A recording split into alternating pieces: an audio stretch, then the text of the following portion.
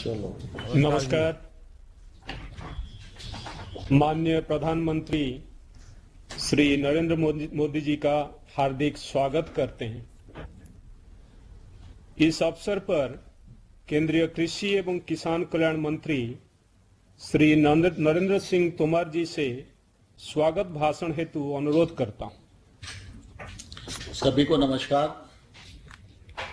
आज हम सबके मध्य विराजमान हमारे यशस्वी और लोकप्रिय प्रधानमंत्री माननीय श्री नरेंद्र मोदी जी, हमारे केंद्रीय मंत्रिपरिषद के सदस्य माननीय श्री रूपाला साहब, कृषि एवं किसान कल्याण मंत्रालय के राज्य मंत्री श्रीमान कैलाश चौधरी जी, बहन शोभा जी, इस कार्यक्रम में शिरकत कर रहे छत्तीसगढ़ के हमारे मुख्यमंत्री माननीय श्री भूपेश बघेल साहब, पूर्व मुख्यमंत्री डॉक्टर रमन सिंह जी, नेता प्रतिपक्ष हमारे छत्तीसगढ़ के और रायपुर के हमारे सांसद सुनील सोनी जी, और इस अवसर पर उपस्थित सेक्रेटरी डेयर, सेक्रेटरी एग्रीकल्चर, देश भर में कृषि से संबंधित संस्थान और कृषि विज्ञान केंद्र में जुड़े वैज्ञानिक गण और किसान भाइयों और बहनों, आज हम सबके लिए सौभाग्य की बात है कि आज़ादी के अमृत महोत्सव कार्यक्रमों के अंतर्गत जलवायु सहयोगी तकनीकों और पद्धतियों के लिए जो अभियान चलाया जा रहा है, उस अभियान के अंतर्गत आज हमारा मार्गदर्शन करने के लिए माननीय प्रधानमंत्री जी उपस्थित हैं। मैं हजारों किसानों की ओर से माननीय प्रधानमंत्री जी का हृदय से बहुत बहुत स्वागत करता हूं, बहुत बहुत इस अवसर पर अभिनंदन करना चाहता हूं। सारा देश इस बात का साक्षी है कि प्रधानमंत्री जी के नेतृत्व में कृषि एवं किसान कल्याण विभाग एक पक्ष है, लेकिन सरकार के जितने भी मंत्रालय हैं, उन सब मंत्रालयों में जब योजनाएं बनती हैं तो प्रधानमंत्री जी का ध्यान हमेशा पंडित दीनदयाल उपाध्याय जी के विचार पर केंद्रित रहता है और उनकी कोशिश रहती है कि छोटे से छोटे व्यक्ति के जीवन स्तर में कैसे बदलाव आए, इस पर योजना केंद्रित रहे और उसका लाभ छोटे व्यक्ति तक पहुंचे। इसी प्रकार से अगर हम देखेंगे तो कृषि के क्षेत्र में 86% छोटे किसान हैं। छोटे किसान लाभ की खेती कैसे कर सकें, यह मंशा हमेशा प्रधानमंत्री जी की गुजरात के मुख्यमंत्री रहते हुए भी रही है और आज प्रधानमंत्री रहते हुए भी लगातार उनकी कोशिश इस दिशा में रहती है। मैं ये कहूं तो अतिशयोक्ति नहीं होगी, वो देश के प्रधान सेवक तो हैं ही, लेकिन छोटे किसान के भी प्रधान सेवक हैं, ऐसा सामान्य तौर पर किसान जगह जगह पर बोलते हैं। मुझे इस बात का भी गौरव है कि माननीय प्रधानमंत्री जी के साथ गुजरात में मुख्यमंत्री रहते हुए तमाम सारे अनुभव हैं और उन अनुभवों का लाभ गुजरात को तो मिला ही, लेकिन साथ ही साथ गुजरात के अनुभव का लाभ आज प्रधानमंत्री रहते हुए पूरे देश को मिल रहा है। यह हम सब लोगों के लिए निश्चित रूप से गौरव की बात है। प्रधानमंत्री जी का हमेशा इस बात पर बल रहा कि किसान दया पर नहीं, किसान अपनी दम पर निर्भर रहना चाहिए और इसलिए किसान को इतना ताकतवर बनाओ कि वह स्वयं भी आत्मनिर्भर बने और आत्मनिर्भर भारत के निर्माण में उसका महत्वपूर्ण योगदान हो सके। मुझे ध्यान है जब माननीय प्रधानमंत्री जी गुजरात में थे, उस समय गुजरात पानी के अभाव वाला राज्य माना जाता था और उस समय गुजरात में बिजली का भी अभाव था।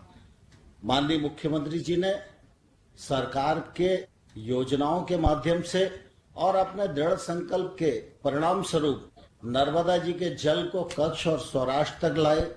नहरीकरण, चेक डैमों के माध्यम से गांव-गांव में सिंचाई पहुंचाने का काम उन्होंने अभूतपूर्व तरीके से किया और बिजली जो एक तौर से असंभव दिखाई देती थी, मैं समझता हूं कि 24 घंटे फीडर सेपरेशन के माध्यम से सिंचाई के लिए भी और घरेलू निस्तार के लिए भी बिजली देने वाला कोई राज्य हिंदुस्तान में सबसे पहले 24 घंटे बिजली देने वाला राज्य बना तो वो राज्य गुजरात में मुख्यमंत्री मोदी जी के रहते हुए निश्चित रूप से गुजरात बना था। हम जानते हैं कि मानव के प्रति उनकी संवेदनशीलता है, गरीब के प्रति उनकी संवेदनशीलता है। पिछले दिनों जब कोविड का संकट आया, गरीब कल्याण योजना के माध्यम से 8 महीने तक 80 करोड़ लोगों को मुफ्त में राशन उपलब्ध कराना, यह निश्चित रूप से उनकी गरीबों के प्रति संवेदनशीलता को प्रदर्शित करता है। लेकिन गुजरात के मुख्यमंत्री रहते हुए गायों के जख्म पर मरहम लगाना और गायों के मोतियाबिंद के ऑपरेशन कराना, यह अपने आप में अद्भुत उदाहरण है। मैंने और किसी राज्य में इस प्रकार का उदाहरण नहीं देखा। पानी का अभाव था, नर्मदा जी का जल आया, चेक डैम बने, नहरीकरण हुआ, लेकिन इसके साथ साथ तकनीक और विज्ञान को भी प्रधानमंत्री जी ने प्राथमिकता दी, सूक्ष्म सिंचाई को अपनाया और उसके कारण गुजरात आज खेती के क्षेत्र में कीर्तिमान स्थापित कर रहा है। हम सब अच्छी तरह से जानते हैं, कच्छ एक ऐसा जिला था जिसमें रेत ही रेत था, वहां खेती होगी ये कोई सोच नहीं सकता था। लेकिन प्रधानमंत्री जी की दूरदर्शिता, विज्ञान और तकनीक, किसानों के परिश्रम के माध्यम से आज कच्छ जिला खेती के क्षेत्र में एक उत्कृष्ट जिले के रूप में काम कर रहा है। हम सब लोगों के लिए निश्चित रूप से यह गौरव की बात है। प्रधानमंत्री जी जब मुख्यमंत्री थे तो मुझे ध्यान है कि उस समय दुग्ध का उत्पादन तो गुजरात में था, लेकिन उनके कार्यकाल में उनकी दूरदृष्टि और प्रयत्नों के परिणाम स्वरूप दूध के उत्पादन को उन्होंने दोगुना किया। और इतना ही नहीं, जब गुजरात की ऑल ओवर ग्रोथ रेट 9.8% हुआ करती थी, उस समय एग्रीकल्चर की ग्रोथ रेट 9% के आसपास रही। यह निश्चित रूप से हमको ये जताता है कि कृषि के प्रति उनका निश्चित रूप से कितना लगाव रहा है। जलवायु परिवर्तन के इस दौर में प्रधानमंत्री जी देश में भी चिंतित हैं और दुनिया के प्रति भी जो भारत की प्रतिबद्धता होनी चाहिए, उस प्रतिबद्धता को भी निर्वहन करने के लिए वो पूरी तरह लालायत हैं। जब वो केंद्र सरकार में प्रधानमंत्री पद का काम संभाले, तब से लेकर अगर कृषि के क्षेत्र में आज हम देखेंगे तो एक तौर से नई क्रांति का सूत्रपात हुआ है। चाहे प्रधानमंत्री फसल बीमा योजना के माध्यम से 99,000 करोड़ रुपया किसानों को दावों के परिणाम स्वरूप देने का सवाल हो, चाहे पीएम किसान सम्मान निधि के माध्यम से 1,58,000 करोड़ रुपया किसानों को उनके खाते में उपलब्ध कराने का मामला हो, चाहे 10,000 एफपीओ बनाने के लिए 6,850 करोड़ रुपए की केंद्र प्रायोजित स्कीम बनाने का मामला हो, चाहे किसान रेल चलाने का मामला हो, चाहे इनाम मंडी के माध्यम से ट्रांसपेरेंसी सिद्ध करने का मामला हो, चाहे एमएसपी को लागत पर 50% मुनाफा जोड़कर घोषित करने का मामला हो, और चाहे इंफ्रास्ट्रक्चर के माध्यम से कृषि तथा कृषि से संबंधित पशुपालन हो, मत्स्य पालन हो, औषधि खेती हो, मधुमक्खी पालन हो, फूड प्रोसेसिंग हो, इसके लिए 1.5 लाख करोड़ रुपए के फंड के प्रावधान का मामला हो, और चाहे कृषि सुधार कानूनों को राज्यसभा और लोकसभा में पारित कराकर एक नई क्रांति के सूत्रपात करने का मामला हो। मैं ये कहूं तो अतिशयोक्ति नहीं होगी, प्रधानमंत्री रहते हुए मोदी जी के नेतृत्व में देश दुनिया में भी अपनी साख बना रहा है, लेकिन भारत में भी किसान का खेत और बीज से लेकर बाजार तक किसान को सुविधा मिले, किसान आगे बढ़े, किसान की आमदनी दोगुनी हो और आत्मनिर्भर भारत के निर्माण में किसान का योगदान देश को और दुनिया को अभिभूत करने वाला हो। इस दिशा में प्रधानमंत्री जी की जो यात्रा है वह निश्चित रूप से हम सब लोगों को गौरवान्वित करने वाली भी है। हम सबको प्रेरणा देने वाली भी है। और मैं इस अवसर पर सभी उपस्थित लोगों को कहना चाहता हूं कि आज माननीय प्रधानमंत्री जी इस कार्यक्रम के माध्यम से हमारे राष्ट्रीय जैविक तनाव प्रबंधन संस्थान का लोकार्पण भी करेंगे, 5 किसानों से चर्चा भी करेंगे और इन परिस्थितियों में जो प्रधानमंत्री जी का संदेश होगा वह निश्चित रूप से हम सबके लिए प्रेरणास्पद होगा। हम उसे ग्रहण करें और आगे बढ़ें। पुनः एक बार माननीय प्रधानमंत्री जी का भी हृदय से बहुत स्वागत, छत्तीसगढ़ के मुख्यमंत्री जी का भी हृदय से बहुत बहुत स्वागत करता हूं। धन्यवाद। जय हिंद।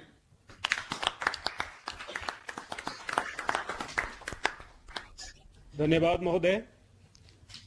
अब छत्तीसगढ़ के माननीय मुख्यमंत्री श्री भूपेश बाघेल जी से संबोधन हेतु आग्रह है। राष्ट्रीय जैविक स्पेस प्रबंधन संस्थान नए परिसर के उद्घाटन के अवसर पर मैं माननीय प्रधानमंत्री जी, माननीय कृषि मंत्री भारत सरकार और देश के कृषि महाविद्यालयों के कुलपतियों, भारतीय कृषि अनुसंधान परिषद के समस्त अधिकारियों और देश के विभिन्न स्थानों से जुड़े कृषक बंधुओं एवं का हार्दिक अभिनंदन करता हूं। इस वर्चुअल बैठक में हमारे छत्तीसगढ़ से कृषि मंत्री आदरणीय रविंद्र चौबे जी, नेता प्रतिपक्ष आदरणीय धर्मलाल कौशिक जी, पूर्व मुख्यमंत्री डॉक्टर रमन सिंह जी और 6 राज्यों से जुड़े हुए सभी हमारे कृषि मंत्री का भी मैं स्वागत करता हूँ। आज national Institute of biotech stress management Raipur के नए परिसर का लोकार्पण माननीय प्रधानमंत्री द्वारा किया जा रहा है। इसके लिए मैं उन्हें धन्यवाद देता हूं। छत्तीसगढ़ में विश्व स्तरीय संस्थान की स्थापना की गई है जो फसलों के कीड़ों एवं बीमारियों का अध्ययन करेगा। आज जलवायु सहिष्णुता सहित विशेष गुण वाली 35 फसलों के किस्में भी राष्ट्र को समर्पित की। मैं स्वयं भी एक किसान हूं, इस नाते मैं आपकी तरफ से, अपनी तरफ से और छत्तीसगढ़ के सभी किसान भाइयों की तरफ से आपका आभार व्यक्त करता हूं। छत्तीसगढ़ के विधानसभा अध्यक्ष माननीय चरणदास महंत जी जब केंद्रीय कृषि राज्य मंत्री थे तब इस संस्थान की स्थापना की भूमिका तैयार हुई थी। हमारे लिए बहुत खुशी की बात है कि आज यह संस्थान नए परिसर के रूप में और भी विस्तारित हो रहा है। जलवायु सहिष्णुता तकनीकी एवं पद्धतियों के प्रचार प्रसार के लिए आज आपके द्वारा शुरू किए जा रहे जागरूकता अभियान में छत्तीसगढ़ की भी व्यापक भागीदारी होगी। मुझे इस बात की भी बेहद खुशी है कि भारतीय कृषि अनुसंधान परिषद के अंतर्गत छत्तीसगढ़ राज्य का एकमात्र विशिष्ट पौध संरक्षण का संस्थान है। इस संस्थान की स्थापना के लिए 50 हेक्टेयर की भूमि आवंटित की गई है। यह भी खुशी की बात है कि राष्ट्रीय जैविक स्पेस प्रबंधन संस्थान में स्नातकोत्तर पाठ्यक्रम की शुरुआत हो रही है। मैं चाहूंगा स्नातक स्तर के पाठ्यक्रम भी संचालित किए जाएं।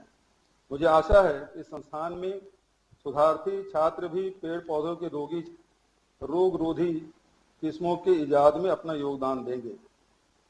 यह संस्थान कृषि क्षेत्र को आगे बढ़ाने और किसानों की समृद्धि और खुशहाली का आधार बनेगा। आदरणीय कृषि मंत्री जी ने जो जलवायु परिवर्तन के बारे में जो चर्चा की, आज पूरे विश्व में जलवायु परिवर्तन को लेकर चिंतित है। देश भी, और इसका प्रभाव हमारे देश में और प्रदेश में भी पड़ा है। जलवायु परिवर्तन एक वैश्विक चुनौती लेकर आया है। इसे हम 2 भागों में बांटकर देख सकते हैं। पहला प्राकृतिक कारण, दूसरा विभिन्न प्रक्रमों से कार्बन उत्सर्जन। प्राकृतिक कारणों को लें तो देश में अलग अलग इलाकों में इसके अलग अलग प्रभाव हैं। मध्य भारत में स्थित छत्तीसगढ़ राज्य में इसकी चुनौतियां चौतरफा है। पहली है वर्षा काल के समय में और मात्रा में परिवर्तन। छत्तीसगढ़ में 2 दशक में औसतन प्रभावी बारिश 86 से घटकर 57 दिन रह गए हैं।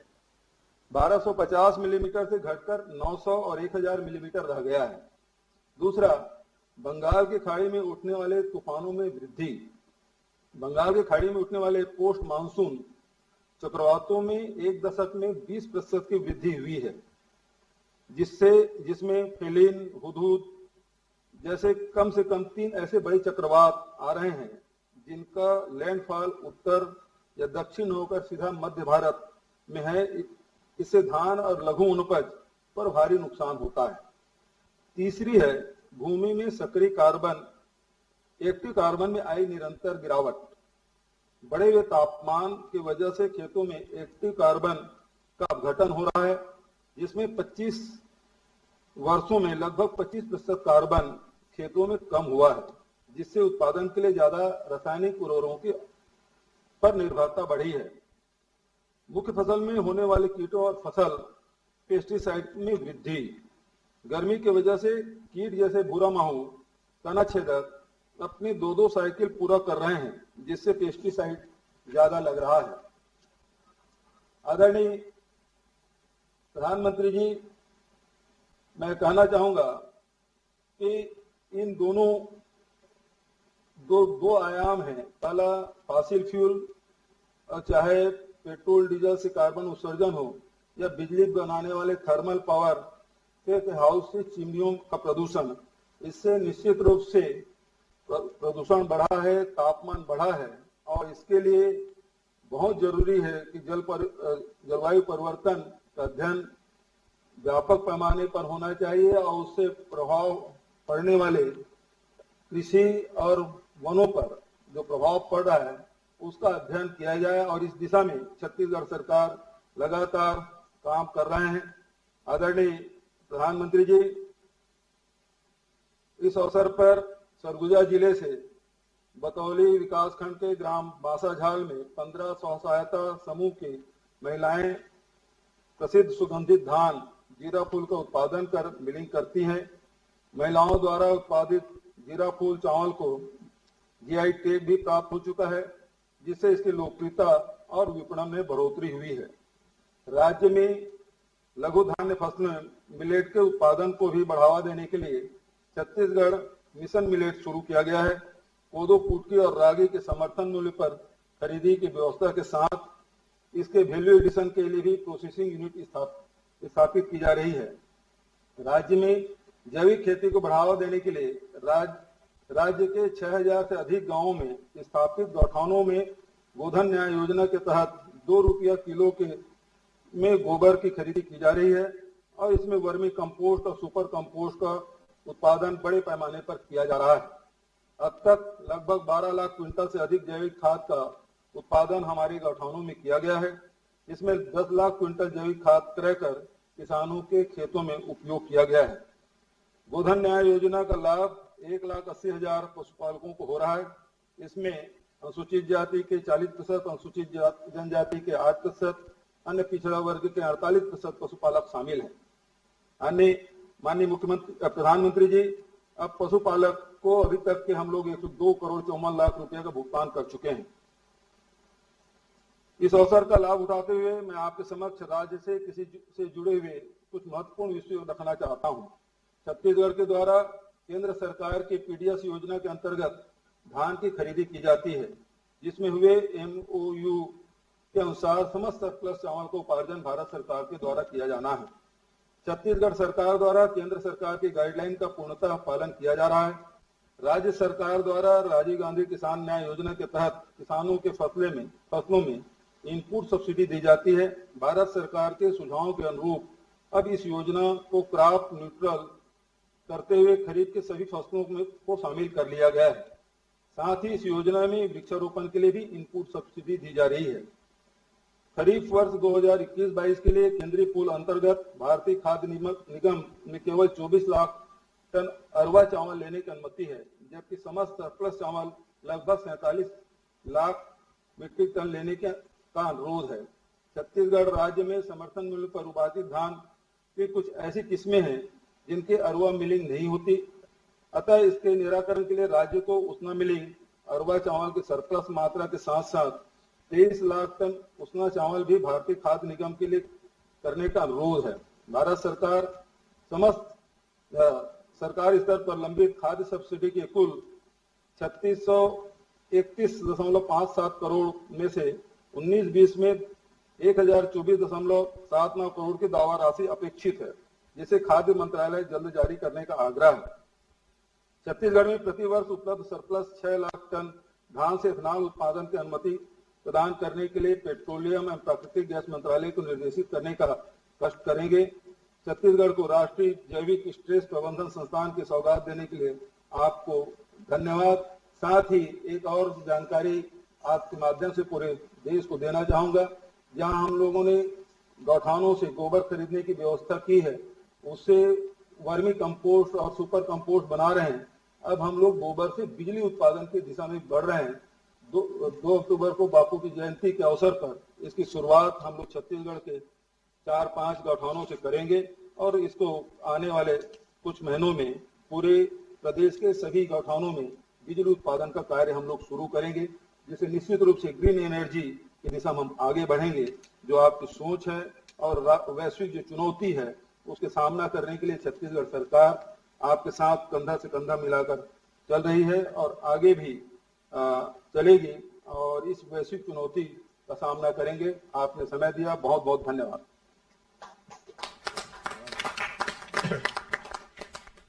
धन्यवाद महोदय। मैं माननीय प्रधानमंत्री जी से आग्रह करता हूं कि 35 विशेष गुणों वाली फसल किस्मों तथा राष्ट्रीय जैविक स्ट्रेस प्रबंधन संस्थान रायपुर को ऑनलाइन मोड में बटन दबाकर एक लघु फिल्म के साथ राष्ट्र को समर्पित करने की कृपा करें।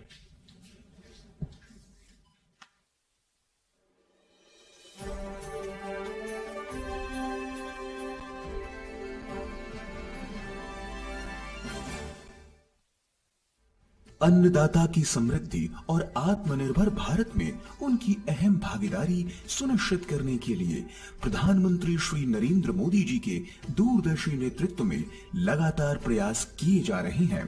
नरेंद्र मोदी जी की 20 वर्षों की सेवा यात्रा किसानी और गांव गरीब के बेहतरी के लिए समर्पित रही है। उनके नेतृत्व में राज्य एवं राष्ट्रीय स्तर पर कृषि को आधुनिक बनाने के लिए अभूतपूर्व प्रयास किए गए हैं। जैविक खेती, सिंचाई, फसल बीमा, कृषि सुधार कानून जैसे सभी कदम इस बात की मिसाल है। इस कड़ी में शामिल है उच्च गुणवत्ता और पोषण वाली बायो फोर्टिफाइड किस्मों एवं बदलती जलवायु के अनुरूप नवीनतम कृषि तकनीकों का विकास। इस वर्ष उच्च पोषक तत्वों से भरपूर रोगरोधी तथा जलवायु अनुकूल 35 किस्मों का विकास किया गया है, जैसे कि सूखा प्रभावित क्षेत्रों के लिए चने की किस्म, साथ ही अरहर एवं सोयाबीन की कम अवधि में पकने वाली रोगरोधी किस्मों का विकास किया गया है। जलवायु अनुकूल धान की किस्में विकसित की गई हैं, जो रोग तथा खरपतवार नाशी प्रतिरोधी होने के साथ साथ क्षारीय भूमियों के लिए भी उपयुक्त है। अधिक प्रोटीन, आयरन, जिंक और विटामिन वाली गेहूं, बाजरा एवं मक्का की किस्में इस कड़ी में शामिल हैं। किनोवा, कोटू, विंड बीन और बाकला की भी नई किस्म विकसित की गई है। तिलहन में आत्मनिर्भरता के लिए सरसों और सोयाबीन की उच्च गुणवत्ता वाली किस्मों का भी विकास किया गया है। कृषि में शोध और नवाचार को बढ़ावा देने की दिशा में आज एक और नया अध्याय जुड़ रहा है। 58 करोड़ की लागत से रायपुर में भारतीय कृषि अनुसंधान परिषद के अंतर्गत एक नए राष्ट्रीय जैविक स्ट्रेस प्रबंधन संस्थान की शुरुआत हो रही है। इसमें अनुसंधान के साथ साथ छात्रों के लिए स्नातकोत्तर तक की शिक्षा की व्यवस्था है। परिसर में प्रशासनिक एवं अनुसंधान भवनों के अलावा लाइब्रेरी तथा छात्रावास की भी सुविधा है। यह संस्थान छत्तीसगढ़ के छात्र छात्राओं के लिए विशेष अवसर लाएगा, साथ ही कृषि के क्षेत्र में नवाचार के प्रयासों को और तेजी देगा। राष्ट्रीय जैविक स्ट्रेस प्रबंधन संस्थान रायपुर के नवनिर्मित परिसर तथा 35 विशेष गुणों वाली फसलों की किस्मों को आज माननीय प्रधानमंत्री जी कर रहे हैं राष्ट्र को समर्पित। धन्यवाद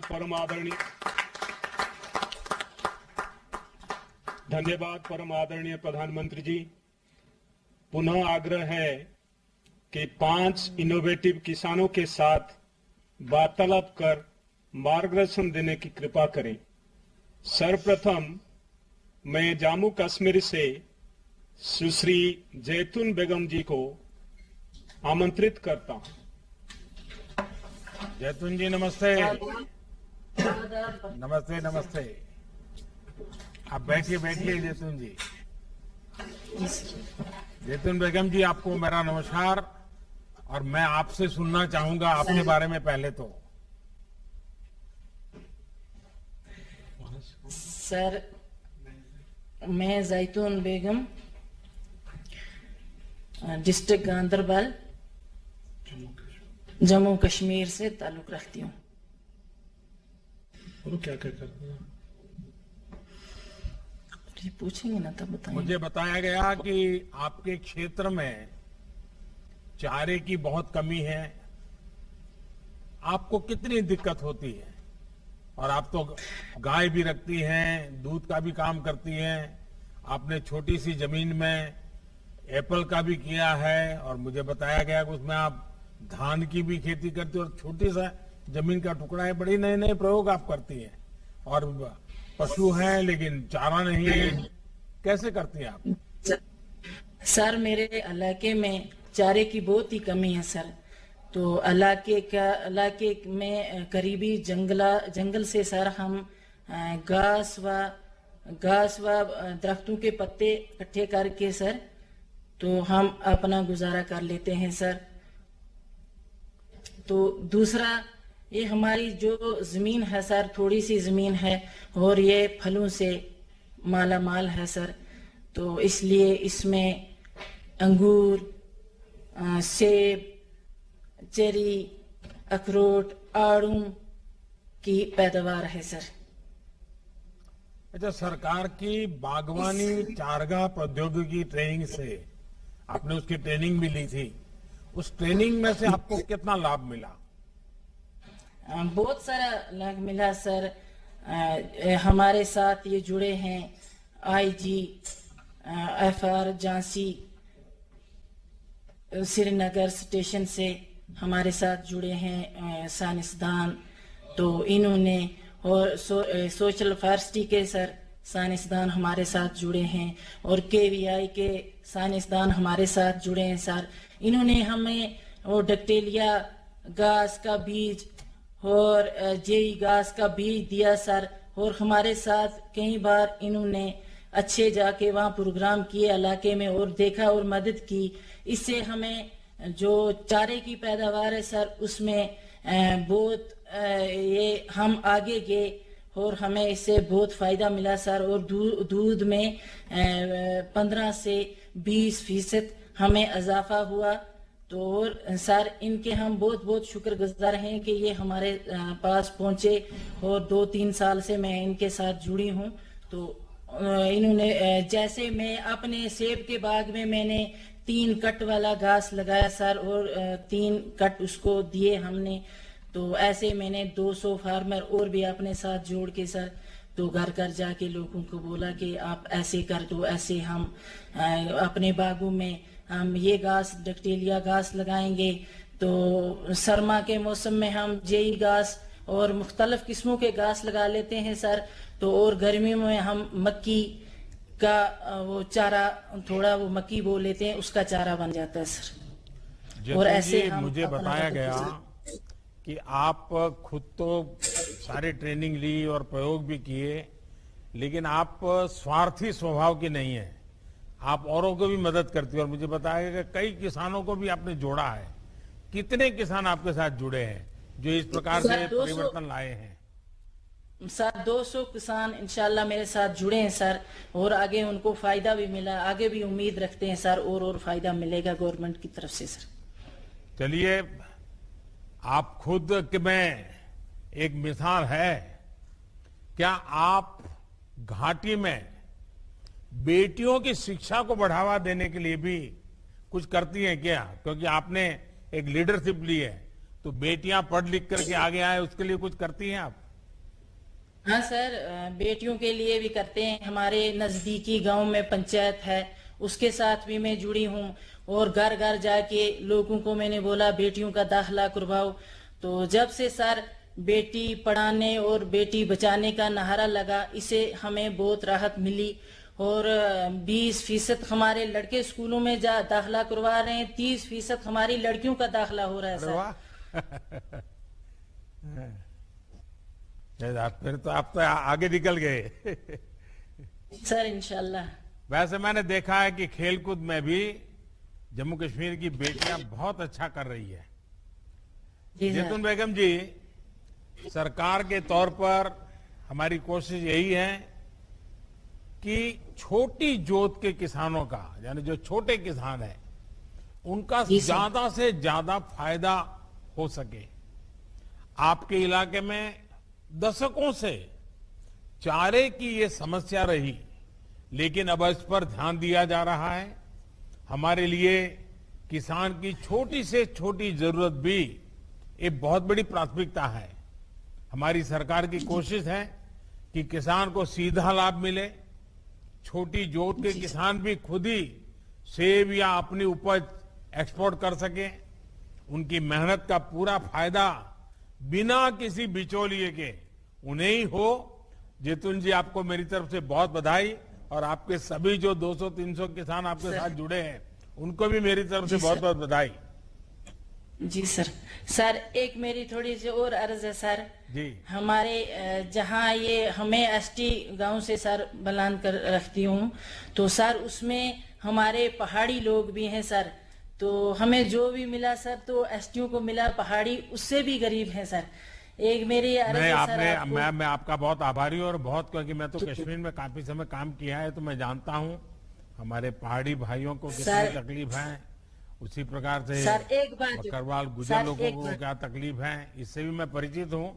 लेकिन आपने ध्यान आकर्षित किया, मैं जरूर एलजी साहब को बताऊंगा, और मैं इस विषय में जरूर कुछ न कुछ कोशिश करूंगा। बहुत बहुत धन्यवाद जी।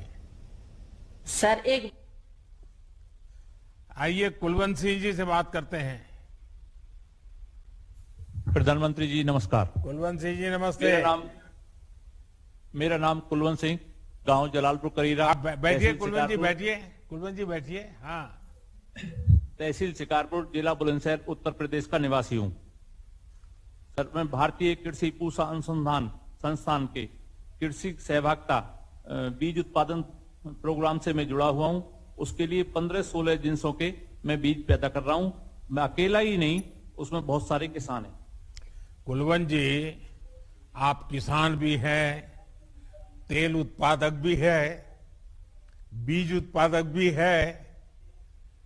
अपनी इस पूरी यात्रा के बारे में ये जरूर देश सुनना चाहेगा कि ये सब कैसे आप इतना सारी चीजें कर सकते हैं। सर, अकेला संभव नहीं है। ये एक तरह से एक पहले ग्रुप बनाया, फिर उसके बाद एक कंपनी बनाई, और कंपनी में हम लगभग 20 लोग सदस्य हैं। उनके द्वारा सहायक में जो लगभग 200 किसान ये बीज उत्पादन कर रहे हैं। पूषा संस्थान द्वारा जो तेल का जो कार्यक्रम है, वो एक उच्च गुणवत्ता वाली 2 वैरायटी संस्थान ने दी, PM30 और PM31। इनका हमने तेल निकलवाया, और ये कनोला ऑयल क्वालिटी का तेल है। जो उसमें पिलवाने के बाद जो हमें बाजार मूल्य है, वो लगभग 1 किलो पे 30 से 40 रुपए प्रति किलो फालतू मिलता है। स्वास्थ्य के लिए अच्छा है। और ये सभी ज्यादातर 200 किसानों ने नहीं, लगभग 30 से 40 किसानों ने ये तेल बीज का उत्पादन करा। उत्पादन करने के बाद तेल निकाला, और फिर उसको हमने बिक्री शुरू करा। ये सरसों का जो सामान्य तेल पहले हम जो उपयोग करते थे और आप जो कर रहे हैं, सामान्य फर्क क्या है? अगर मेरे जैसे व्यक्ति को समझना है तो फर्क क्या है? ये जैसे साइंटिस्टों द्वारा बताई हुई जानकारी ये है कि जो स्वास्थ्य के मानकों पे अगर हम चिकनाई देखें तो भारत में कोई भी चिकनाई स्वास्थ्य के मानकों पे पास नहीं है। अगर उसे जनरली लोकल भाषा में समझे, जैसे हार्ट पेशेंट वालों को लिए या कोलेस्ट्रॉल जिनका बढ़ रहा है, उनके लिए चिकनाई के लिए मना कर दिया जाता है कि आप चिकनाई बिल्कुल नहीं खाएंगे। तो इसका अगर हम प्रयोग करते हैं तो इस प्रकार की कोई समस्या नहीं है, न ही उसका कोलेस्ट्रॉल बढ़ेगा। देखिए, आप पूषा संस्थान के साथ मिलकर बीज उत्पादन भी करते हैं, साइंटिस्टों के मार्गदर्शन में आप काम करते हैं। ये बीज उत्पादन एक प्रकार से किसान को सीधा लाभ पहुंचाने में ज्यादा देर लगती है, लेकिन इससे आपको क्या लाभ हुआ?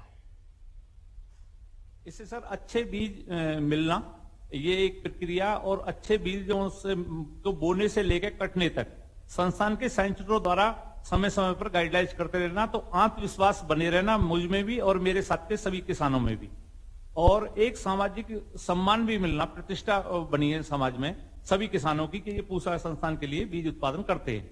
तो उससे जो देखने से दूसरे किसान भी प्रेरित होते हैं जी, और वो दूसरे बीज भी किसान करते हैं। पूसा के साथ जुड़ गए, वैज्ञानिकों से जुड़ गए, आपके अपने अनुभव अच्छे होंगे और किसानों का भी मन करता है पूसा के और वैज्ञानिक पद्धतियों से जुड़ने का मन करता है उनका। नहीं, हर साल बढ़ रहे हैं सर किसान, हर साल किसान उस प्रक्रिया को देख के बढ़ रहे हैं और जुड़ते चले जा रहे हैं सर। आपने सरसों के तेल के लिए खेत से बाजार तक एक पूरी चेन विकसित की है जी। आपको इसमें शुरू में तो ये कठिन काम है, इतना सारा बीज से बाजार तक चीजों को ले जाना, तो आपको कहीं कहीं मदद की जरूरत पड़ी होगी।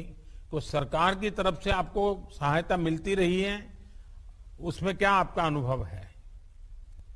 नहीं, सरकार की तरफ से समय समय पर सहायता भी मिली है और तकनीकी ज्ञान भी, वो चाहे संस्थान हो, चाहे हमारा कृषि विज्ञान केंद्र हो, और चाहे कृषि अधिकारी हो जिले लेवल पर, उन्होंने भी सबने गाइड करा है और उस गाइड का हमने लाभ मिला है सभी किसानों को। कुलवंत जी, आप उदाहरण है कि जब एक किसान अपनी ही फसल को प्रोसेस करके उसे बाजार में उतारता है, वैल्यू एडिशन करता है, तो इसका कितना लाभ होता है। पिछले 7 साल में सरकार की कोशिश रही है कि किसानों के लिए बीज से बाजार तक की ऐसी व्यवस्था स्थापित की जाए जिससे किसान के श्रम का पूरा सम्मान हो। इसके लिए सॉइल हेल्थ कार्ड, उन्नत बीज, सिंचाई की तमाम परियोजनाएं, यूरिया की उपलब्धता, ऑर्गेनिक खेती, फर्टिलाइजर की उपलब्धता, एमएसपी पर रिकॉर्ड खरीद और वैश्विक बाजारों की व्यवस्था जैसे अनेक प्रयास लगातार चलते रहे हैं। आप जैसे जागरूक किसान इसका फायदा भी ले रहे हैं और आप और किसानों को भी जोड़ रहे हैं। अच्छी बात यह है कि आप लगातार और किसानों को जोड़ करके एक पूरे माहौल को बदल रहे हैं। मेरी तरफ से आपको बहुत बहुत बधाई और आपके साथ जुड़े हुए बाकी सब किसानों से भी मेरी बहुत बहुत बधाई। आइए अब हम चलते हैं गोवा। श्रीमती दर्शना जी से बात करेंगे। दर्शना जी पेडनेकर जी। माननीय दर्शना जी प्रणाम। आप बैठिए, आप बैठिए। नमस्कार सर। नमस्कार सर। दर्शना जी, आपके पास कितनी जमीन है और आप उस पर क्या खेती करती हैं? 4 एकर है सर। आणि काय काय शेती करता? भात लायता, कलिंगण, मिरची, कांदा, चवळी, सगळी भाजी भी, लाल भाजी, मुळा, वाल सगळे। इनके पास 4 एकड़ जमीन है, उसके ऊपर वो धान की खेती करती है, इसके साथ वो तरबूज की खेती, चौराई खेती, सब्जियों में टमाटर, मिर्ची जैसी खेती करती हैं। आपने आधुनिक खेती को अपना लिया है। आप पोल्ट्री के बिजनेस और जैविक खाद बनाने से भी जुड़ी है। इतने सारे काम करने में एक तो आपको ये विचार कहां से आया, आपको किस किस प्रकार से मदद मिली, सरकार की तरफ से भी कोई मदद मिली क्या?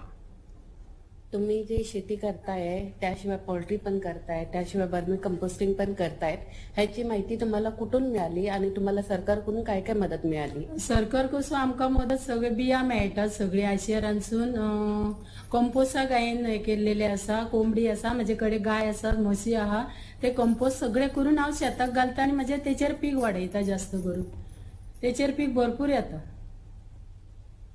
इनको जो है ट्रेनिंग आईसीआर से मिली है। इसके ट्रेनिंग लेने के बाद ये जो है वर्मी कंपोस्ट करती हैं। इसके सिवा इनके पास 50 बर्ड्स है, पोल्ट्री बर्ड्स है। इसके सिवा इनके पास 3 भैंस है, 2 गाय हैं और ये सब जो है वो केवीके के मार्गदर्शन के अंदर खेती करती हैं, ऐसे ये बोल रही हैं। अच्छा, मुझे बताया गया कि आप नारियल को प्रोसेस कर अलग अलग प्रोडक्ट भी बनाती हैं।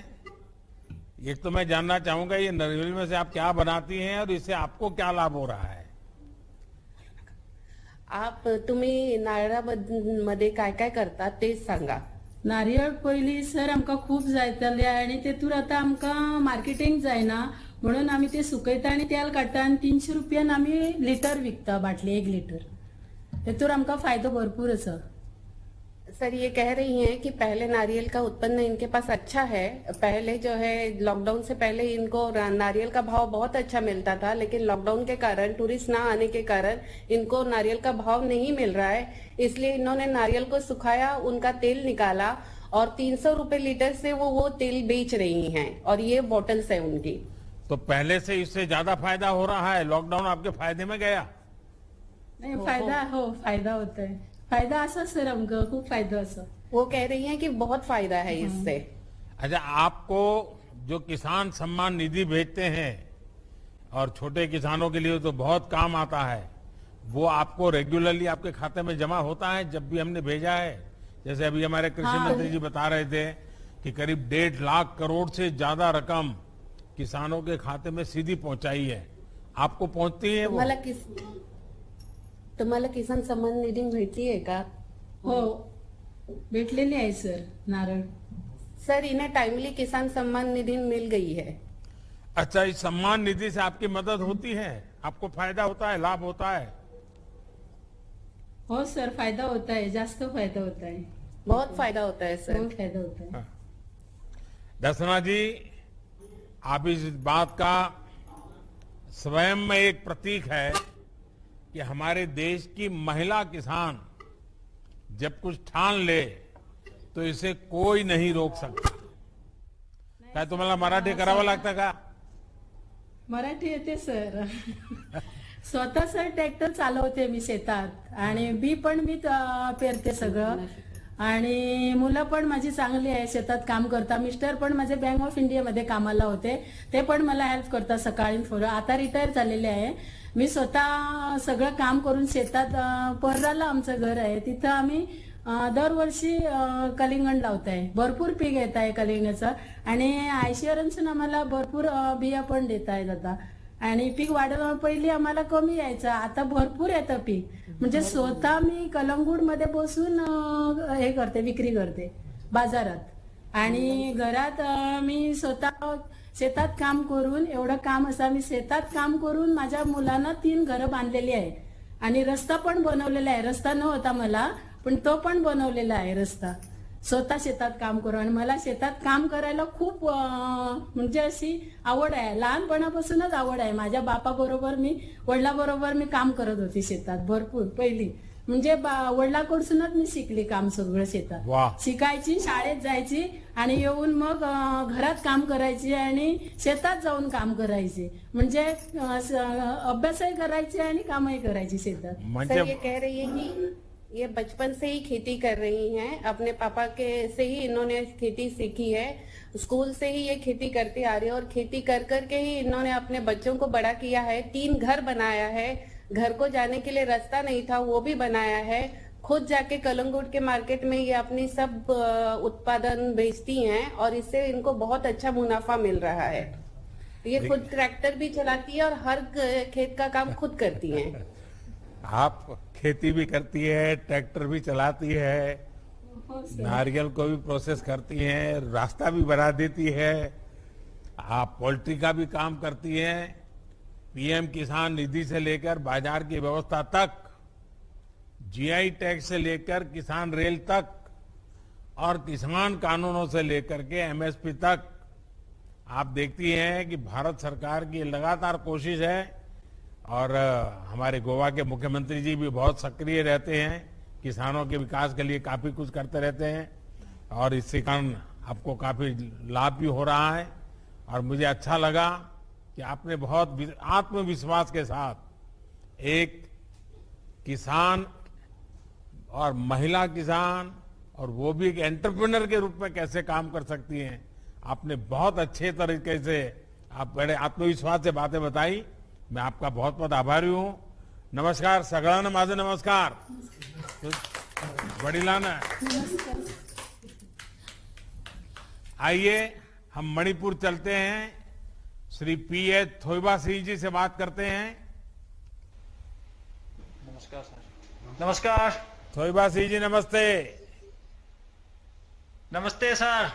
देखिए थोईबा सिंह जी, आप तो फौजी रहे हैं, आपने पहले देश की सेवा की, अब ये धरती माता की सेवा करने में लग गए हैं आप।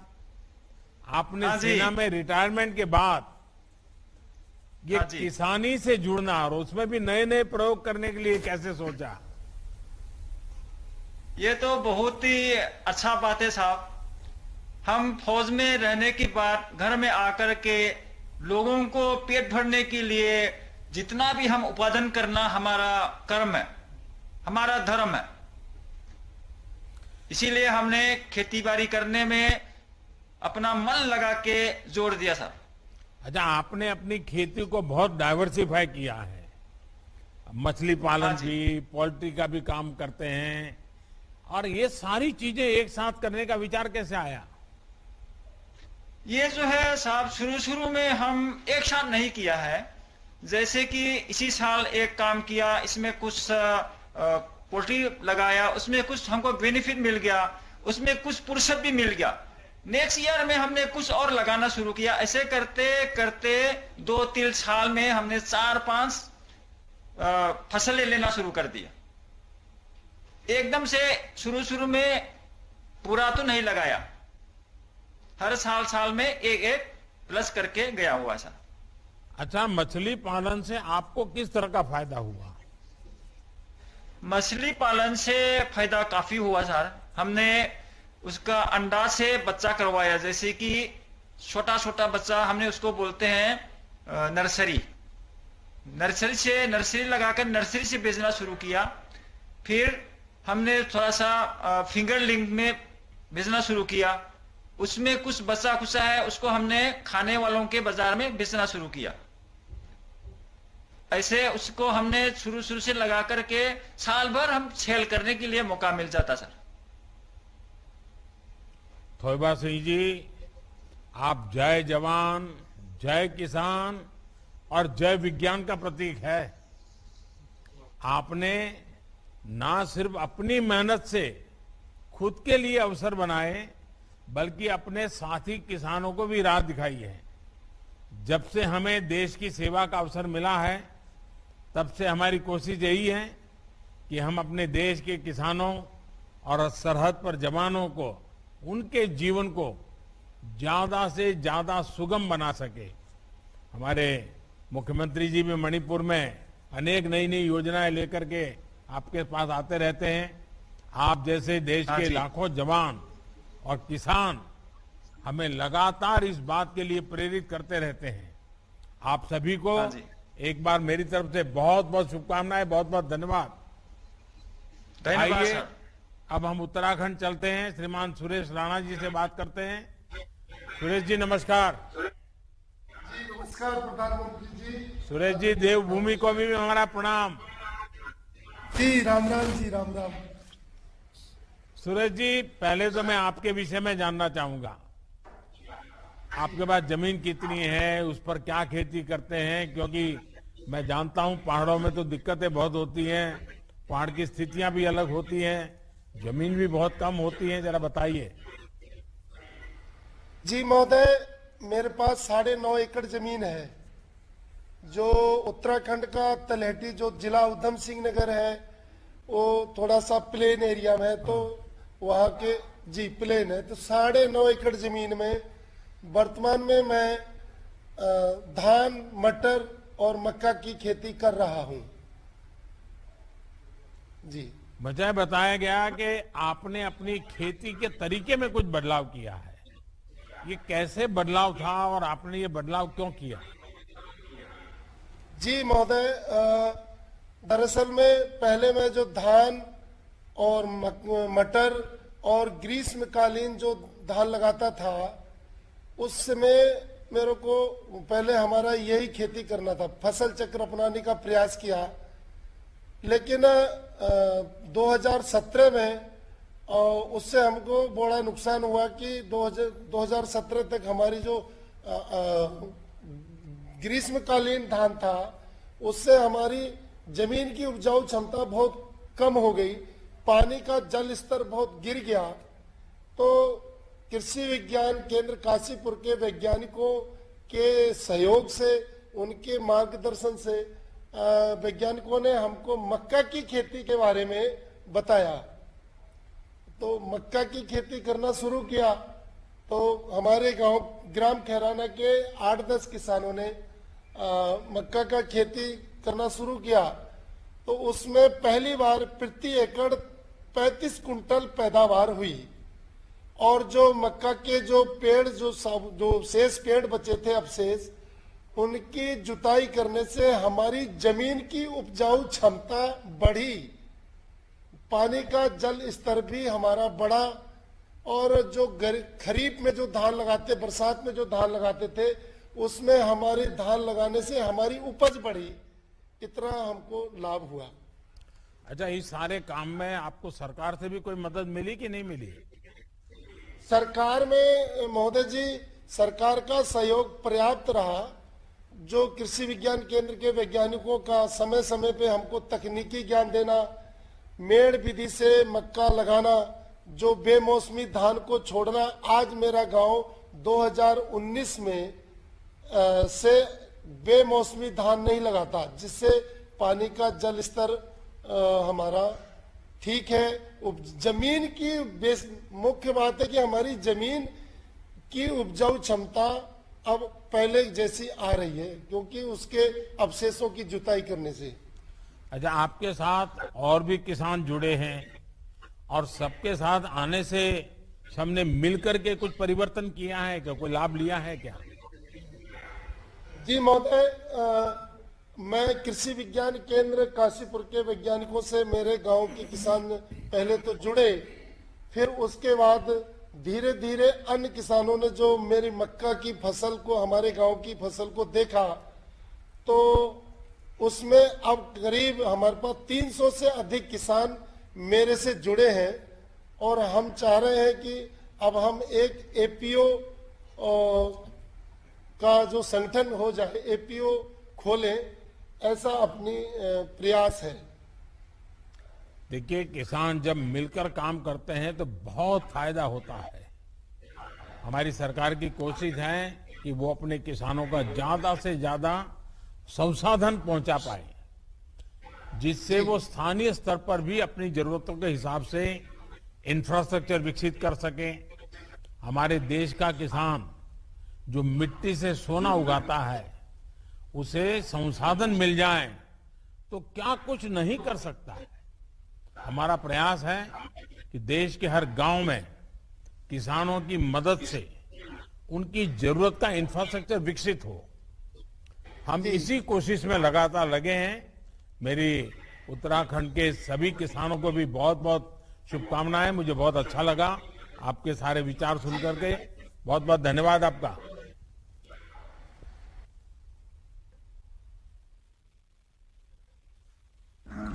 माननीय प्रधानमंत्री जी से सादर अनुरोध है कि कृपया 4 चयनित कृषि विश्वविद्यालयों को हरित परिसर अवार्ड रिमोट बटन जरिए घोषणा की कृपा करें।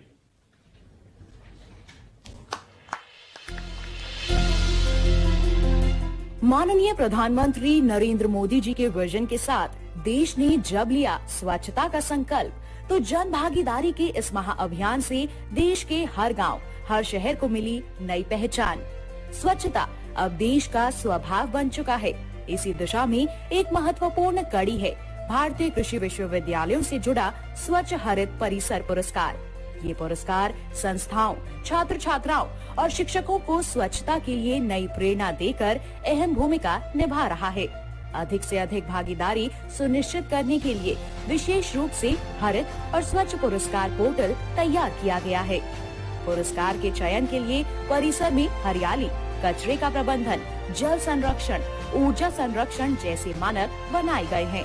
पुरस्कार के लिए इस वर्ष देश भर से कृषि विश्वविद्यालयों ने प्रविष्टियां भेजी। इस वर्ष का प्रथम पुरस्कार मिला है पंजाब कृषि विश्वविद्यालय लुधियाना को। द्वितीय पुरस्कार मिला है तमिलनाडु कृषि विश्वविद्यालय कोयम्बटूर को। तृतीय पुरस्कार मिला है केंद्रीय मात्स्यिकी शिक्षा संस्थान मुंबई को। कृषि विज्ञान विश्वविद्यालय धारवाड़ को सांत्वना पुरस्कार के लिए चुना गया है।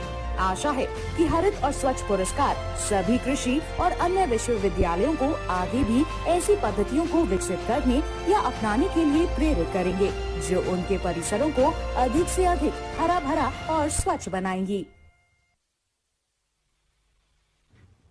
माननीय प्रधानमंत्री जी को मार्गदर्शन एवं आशीर्वचन देने के लिए सादर आमंत्रित करता हूं।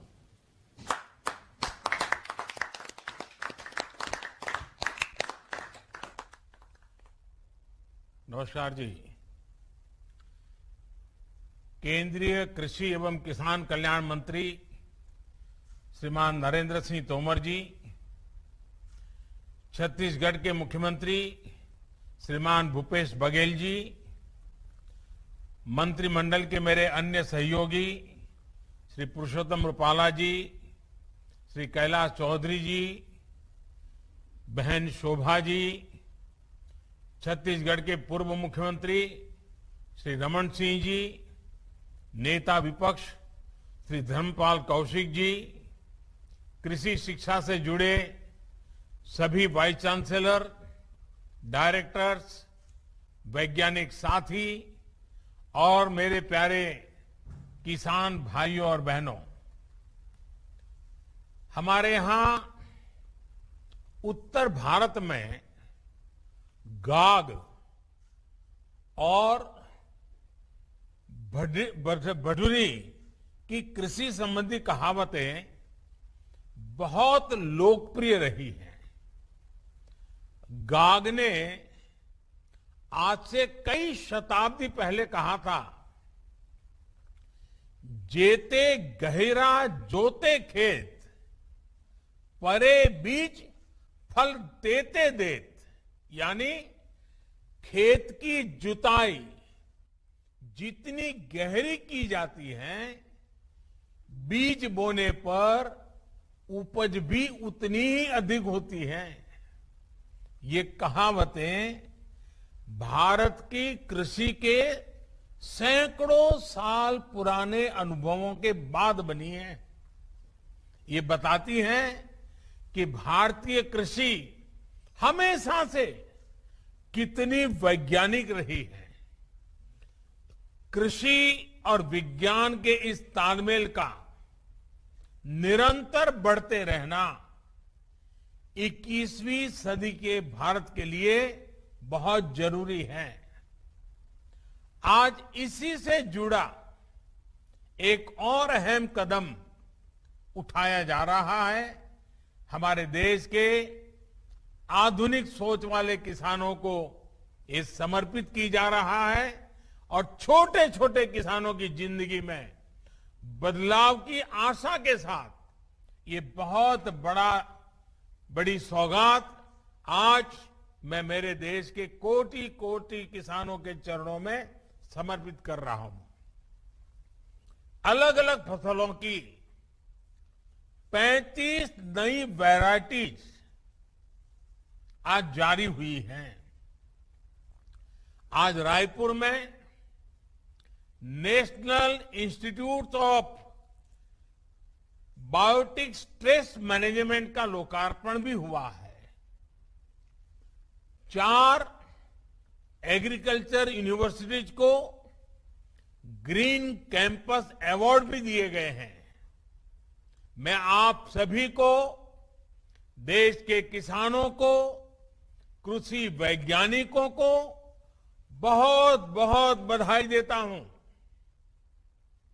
साथियों, बीते 6-7 सालों में साइंस और टेक्नोलॉजी को खेती से जुड़ी चुनौतियों के समाधान के लिए प्राथमिकता के आधार पर उपयोग किया जा रहा है।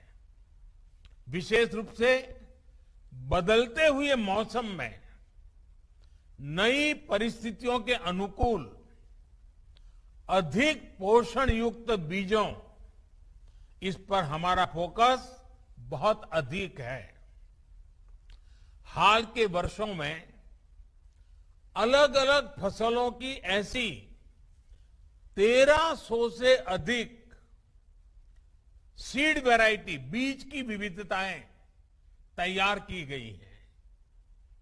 इसी श्रृंखला में आज 35 और क्रॉप वैरायटीज देश के किसानों के चरणों में समर्पित की जा रही है। ये क्रॉप वैरायटीज, ये बीज जलवायु परिवर्तन के प्रभाव से खेती की सुरक्षा करने और कुपोषण मुक्त भारत के अभियान में बहुत सहायक होने वाला ये हमारे वैज्ञानिकों की खोज का परिणाम है।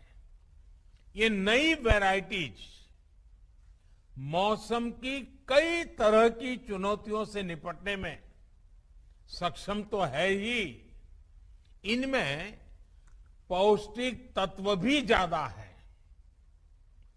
इनमें से कुछ वैरायटी कम पानी वाले क्षेत्रों के लिए है, कुछ क्रॉप गंभीर रोगों से सुरक्षित है, कुछ जल्दी तैयार हो जाने वाली है, कुछ खारे पानी में भी हो सकती है।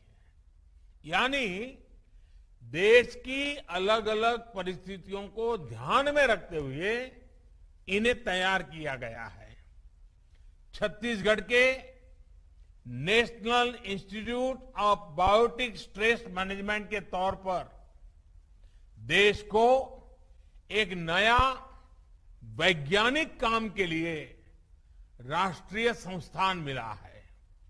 ये संस्थान मौसम और अन्य परिस्थितियों के बदलाव से पैदा हुई चुनौतियां, बायोटिक स्ट्रेस, इससे निपटने में देश के प्रयासों को वैज्ञानिक मार्गदर्शन मिलेगा, वैज्ञानिक सहायताएं मिलेगी और वो बहुत बल देगा।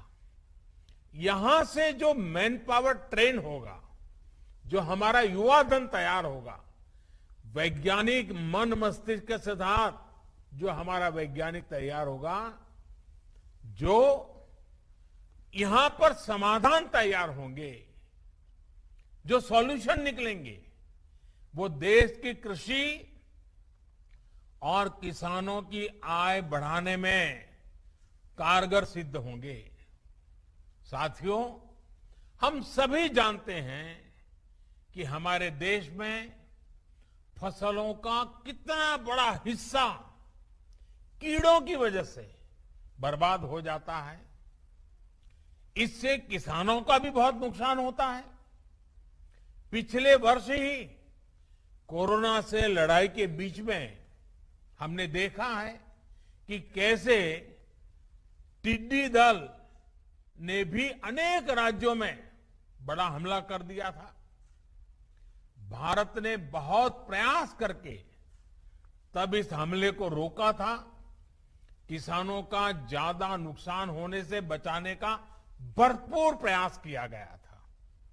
मैं समझता हूं कि इस नए संस्थान पर बहुत बड़ा दायित्व है और मुझे विश्वास है कि यहां काम करने वाले वैज्ञानिक देश की उम्मीदों पर खरा उतरेंगे।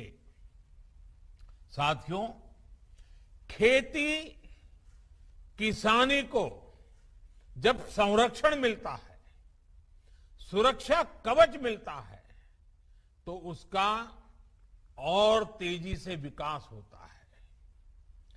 किसानों की जमीन को सुरक्षा देने के लिए उन्हें अलग अलग चरणों में 11 करोड़ सॉइल हेल्थ कार्ड दिए गए हैं। इसकी वजह से किसानों को अपनी जो जमीन है उसकी क्या मर्यादाएं हैं, उस जमीन की क्या शक्ति है, किस प्रकार के बीज बोने से, किस प्रकार की फसल बोने से अधिक लाभ होता है, दवाइयां कौन सी जरूरी पड़ेगी, फर्टिलाइजर कौन सा जरूरी पड़ेगा, ये सारी चीजें उस सॉइल हेल्थ कार्ड के कारण, जमीन की सेहत का पता चलने के कारण, कि इसकी वजह से किसानों को बहुत लाभ हुआ है, उनका खर्चा भी कम हुआ है और उपज भी बढ़ी है। उसी प्रकार से यूरिया की 100% से 100% नीम कोटिंग करके हमने खाद को लेकर होने वाली चिंता को भी दूर किया। किसानों को पानी की सुरक्षा देने के लिए हमने सिंचाई परियोजनाएं शुरू की। दशकों से लटकी करीब करीब 100 सिंचाई परियोजनाओं को पूरा करने का अभियान चलाया। बहुत बड़ी मात्रा में बजट लगा दिया इसके लिए। उसके कारण किसानों को पानी मिल जाए तो वो पानी से पराक्रम करके दिखाता है। उसी प्रकार से पानी बचाने के लिए हमने माइक्रो इरिगेशन, स्प्रिंकलर, उन चीजों के लिए भी बड़ी आर्थिक मदद करके किसानों तक ये व्यवस्थाएं पहुंचाने का प्रयास किया।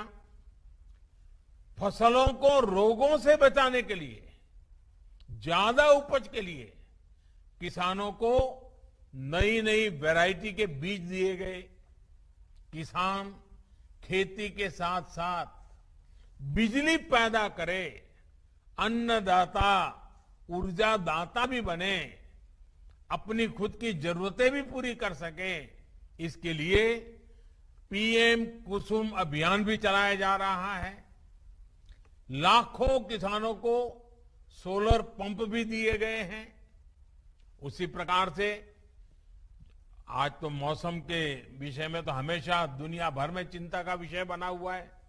अभी हमारे छत्तीसगढ़ के मुख्यमंत्री जी भी कितने प्रकार की प्राकृतिक आपदाएं आती हैं, क्लाइमेट चेंज के कारण क्या क्या मुसीबतें आती है, बड़े अच्छे ढंग से उन्होंने वर्णन किया। अब आप जानते हैं ओलावृष्टि और मौसम की मार से किसानों को सुरक्षा देने के लिए हमने कई चीजों में परिवर्तन किए। पहले के सारे नियमों में बदलाव लाए ताकि किसान को सर्वाधिक लाभ हो, इस नुकसान के समय उसको दिक्कत न आए, ये सारे परिवर्तन किए। पीएम फसल बीमा योजना, इससे भी किसानों को बहुत लाभ हो और सुरक्षा मिले, इसकी चिंता की। इस परिवर्तन के बाद किसानों को करीब करीब ये जो प्रधानमंत्री फसल बीमा योजना में जो परिवर्तन लाए, उसके कारण किसानों को करीब करीब 1 लाख करोड़ रुपए की क्लेम राशि का भुगतान किया गया है। ये 1 लाख करोड़ रुपया इस संकट की घड़ी में किसान के जेब में गया है। साथियों, एमएसपी में बढ़ोतरी के साथ साथ हमने खरीद प्रक्रिया में भी सुधार किया ताकि अधिक से अधिक किसानों को इसका लाभ मिल सके। रबी सीजन में 430 लाख मैट्रिक टन से ज्यादा गेहूं खरीदा गया। इसके लिए किसानों को 85,000 करोड़ से अधिक का भुगतान किया गया है। कोविड के दौरान गेहूं खरीद केंद्रों की संख्या 3 गुना तक बढ़ाई है। साथ ही दलहन, तिलहन, इन खरीद केंद्रों की संख्या भी 3 गुना बढ़ाई गई है। किसानों की छोटी छोटी जरूरतों को पूरा करने के लिए किसान सम्मान निधि के तहत 11 करोड़ से अधिक हमारे हर किसान को, और उसमें ज्यादातर छोटे किसान हैं, 10 में से 8 किसान हमारे देश में छोटे किसान हैं, बहुत छोटे छोटे जमीन के टुकड़े पर पल रहे हैं। ऐसे किसानों को करीब करीब 1.5 लाख करोड़ से भी ज्यादा रुपए सीधे उनके बैंक अकाउंट के पास भेजे गए हैं। इसमें से 1 लाख करोड़ रुपए से अधिक राशि तो इसी कोरोना काल में भेजी गई है। किसानों को टेक्नोलॉजी से जोड़ने के लिए हमने उन्हें बैंकों से मदद की और उस मदद की पूरी प्रक्रिया को बहुत आसान बनाया गया है। आज किसानों को और बेहतर तरीके से मौसम की जानकारी मिल रही है। हाल ही में अभियान चलाकर 2 करोड़ से ज्यादा किसानों को किसान क्रेडिट कार्ड दिए गए हैं।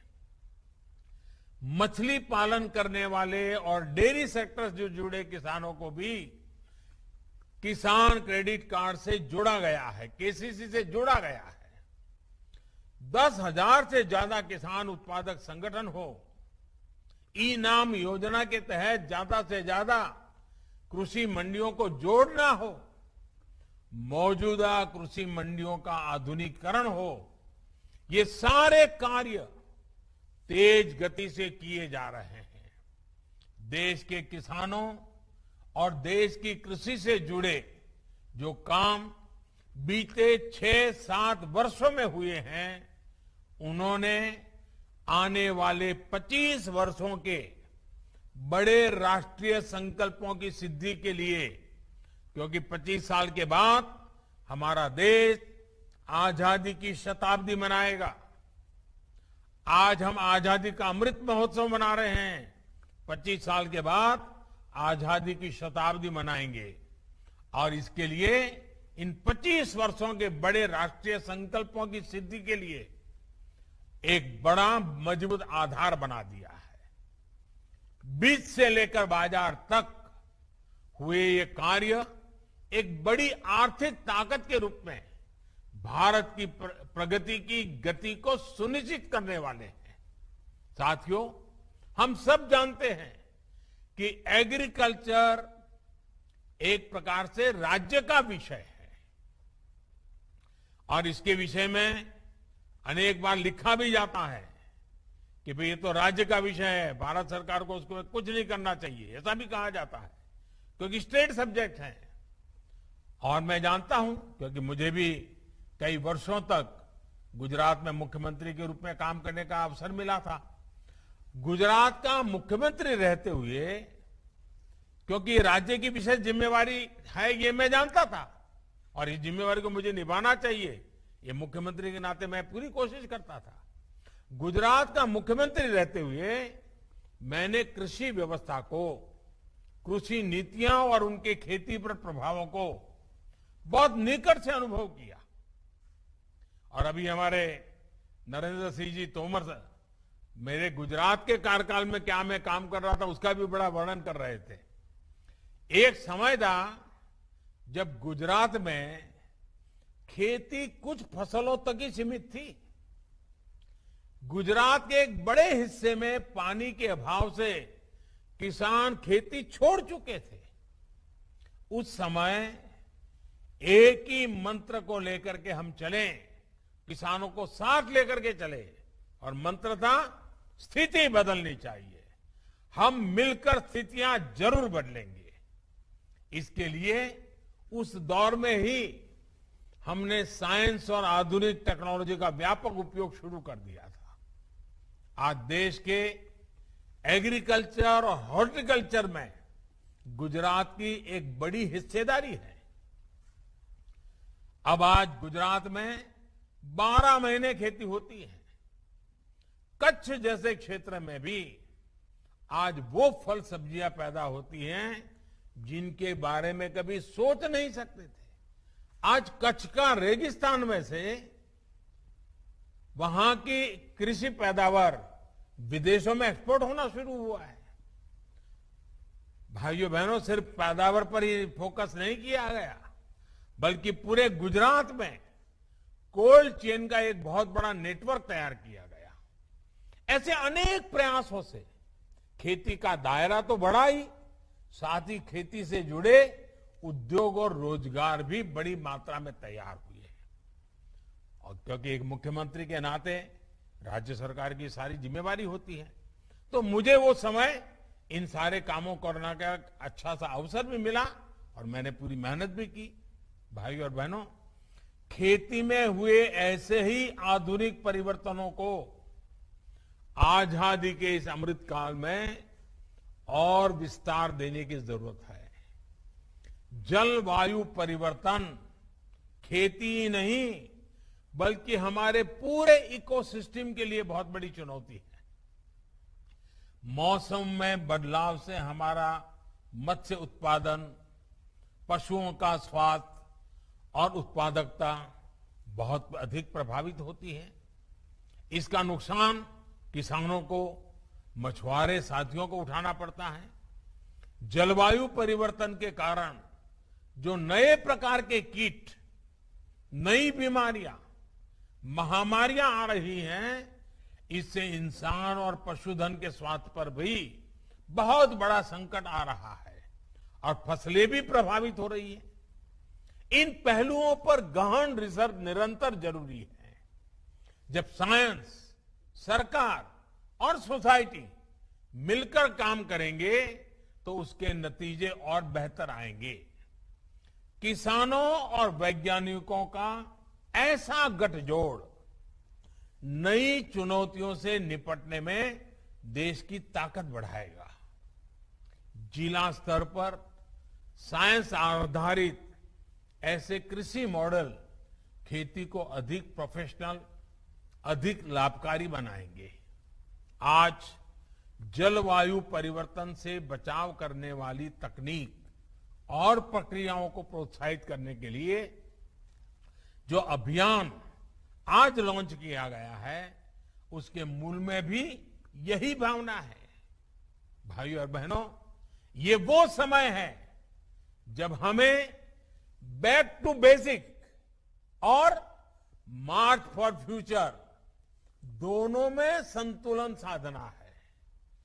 जब मैं बैक टू बेसिक कहता हूं, तब मेरा आशय हमारी पारंपरिक कृषि की उस ताकत से है जिसमें आज की अधिकतर चुनौतियों से जुड़ा सुरक्षा कवच था। पारंपरिक रूप से हम खेती, पशुपालन और मत्स्य पालन एक साथ करते आए हैं। इसके अलावा एक साथ एक ही खेत में एक ही समय पर कई फसलों को भी उगाया जाता था। यानी पहले हमारे देश की एग्रीकल्चर मल्टीकल्चर थी, लेकिन ये धीरे धीरे मोनोकल्चर में बदलती चली गई। भिन्न भिन्न परिस्थितियों की वजह से किसान एक ही फसल उगाने लग गया। इस स्थिति को भी हमें मिलकर बदलना ही होगा। आज जब क्लाइमेट चेंज की चुनौती बढ़ रही है, तो हमें अपने कार्यों की गति को भी बढ़ाना होगा। बीते वर्षों में इसी भावना को हमने किसानों की आय में बढ़ोतरी करने के लिए भी प्रोत्साहित किया है। किसान को सिर्फ फसल आधारित इनकम सिस्टम से बाहर निकालकर उन्हें वैल्यू एडिशन और खेती के अन्य विकल्पों के लिए भी प्रेरित किया जा रहा है। और छोटे किसानों को इसकी बहुत जरूरत है और इसलिए हमने पूरा ध्यान 100 में से 80 जो छोटे किसान हैं उन पर लगाना ही है।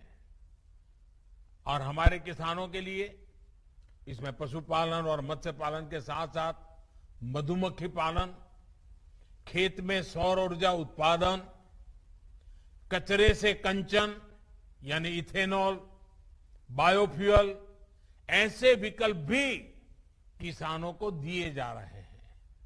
मुझे खुशी है कि छत्तीसगढ़ समेत देश के किसान इन्हीं तेजी से इन सारी नई नई बातों को अपना रहे हैं। खेती के साथ साथ 2-4 और चीजों का विस्तार कर रहे हैं। साथियों, मौसम की स्थानीय परिस्थितियों के अनुसार फसलों का उत्पादन हमारी पारंपरिक कृषि की एक और ताकत है। जहां सूखा रहता है, वहां उस प्रकार की फसलों का उत्पादन होता है। जहां बाढ़ रहती है, पानी ज्यादा रहता है, जहां बर्फ रहती है, वहां उस प्रकार की फसलें उगाई जाती है। मौसम के हिसाब से उगाई जाने वाली इन फसलों में न्यूट्रिशन वैल्यू भी ज्यादा रहती है। विशेष रूप से जो हमारे मोटे अनाज मिलेट्स हैं, उनका बहुत महत्व है। एक्सपर्ट्स कहते हैं कि हमारे स्वास्थ्य को मजबूती देते हैं, इसलिए आज की लाइफस्टाइल में जिस प्रकार की बीमारियां बढ़ रही हैं, उनको देखते हुए हमारे इन मिलेट्स की डिमांड बहुत अधिक बढ़ रही है। मेरे किसान भाइयों बहनों, आपको जानकर के खुशी हुई, भारत के प्रयासों से ही यूएनओ संयुक्त राष्ट्र संघ ने अगले वर्ष यानी 2023 को इंटरनेशनल ईयर ऑफ मिलेट्स घोषित किया है। ये मिलेट्स की खेती की हमारी परंपरा हमारे अनाज को अंतर्राष्ट्रीय स्तर पर शोकेस करने का और नए बाजार तलाशने का बहुत बड़ा अवसर है। लेकिन इसके लिए अभी से काम करना पड़ेगा। आज इस अवसर पर मैं देश के सभी सामाजिक स्वैच्छिक संगठनों से कहूंगा कि मिलेट से जुड़े फूड फेस्टिवल लगाएं। मिलेट में से नई नई फूड वैरायटीज कैसे बने, इसकी स्पर्धाएं करें, क्योंकि 2023 में अगर दुनिया में हमें अपनी बात लेके जाना है तो हमें इस चीजों में नयापन लाना पड़ेगा और लोगों में भी जागरूकता बढ़ाएं। मिलेट से जुड़ी नई वेबसाइट भी बनाई जा सकती है। लोग आए, मिलेट से क्या क्या बन सकता है, क्या कैसे बन सकता है, क्या फायदा हो सकता है, एक जागरूकता का अभियान चल सकता है। मैं मानता हूं कि इसके फायदे क्या होते हैं, इससे जुड़ी रोचक जानकारी हम इस वेबसाइट पर रख सकते हैं ताकि लोग उसके साथ जुड़ सकते हैं। मैं तो सभी राज्यों से भी आग्रह करूंगा कि आपका राज्य का एग्रीकल्चर डिपार्टमेंट, आपकी एग्रीकल्चर यूनिवर्सिटीज, आपके साइंटिस्ट और प्रोग्रेसिव किसान, इनमें से कोई टास्क फोर्स बनाइए और 2023 में जब विश्व मिलेट ईयर मनाता होगा तब भारत को उसे कैसे योगदान करे, भारत कैसे लीड करे, भारत के किसान उसमें कैसे फायदा उठाएं, अभी से उसकी तैयारी करनी चाहिए। साथियों, साइंस और रिसर्च के समाधानों से अब मिलेट्स और अन्य अनाजों को और विकसित करना बहुत जरूरी है। मकसद ये कि देश के अलग अलग हिस्सों में अलग अलग जरूरतों के हिसाब से उन्हें उगाया जा सके। आज जिन क्रॉप्स की वैरायटी लॉन्च हुई है, उनमें इन प्रयासों की झलक भी हमें दिख रही है।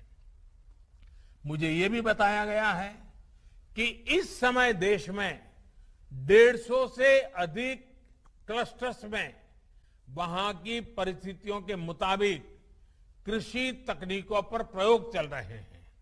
साथियों, खेती की जो हमारी पुरातन परंपराएं हैं, उसके साथ साथ मार्च टू फ्यूचर, पहले मैंने कहा बैक टू बेसिक, और फिर इसके साथ जोड़ना है मार्च टू फ्यूचर भी उतना ही आवश्यक है।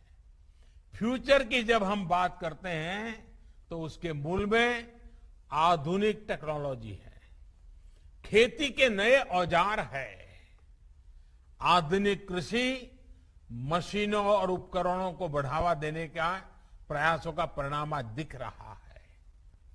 आने वाला समय स्मार्ट मशीनों का है, स्मार्ट उपकरणों का है। देश में पहली बार गांव की प्रॉपर्टी के दस्तावेज तैयार करने में ड्रोन की भूमिका हम देख रहे हैं।